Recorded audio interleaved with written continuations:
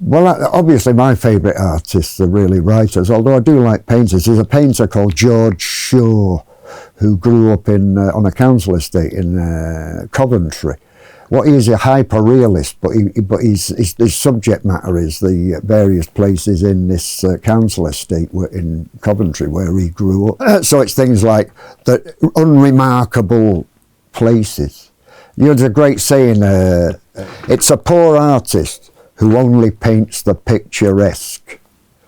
And I think I've got something of that, you know, like looking for longer than is necessary a building. My favourite bits of any journey are going through the outer suburbs of whatever town I'm going to be doing a show at that night. That song by Iggy, you know, The Passenger, Iggy Pop, that is so my life. Iggy's learnt how to drive very late in life now, but you know, when he wrote that song, he was like me, you know, he wasn't allowed to drive. So he was the passenger. So I can dig that, you know, I see the city's ripped back side.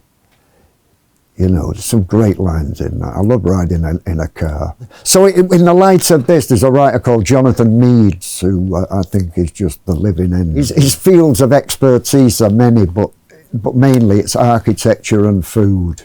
And he wrote a book called Museum Without Walls. There's no such thing as a boring place.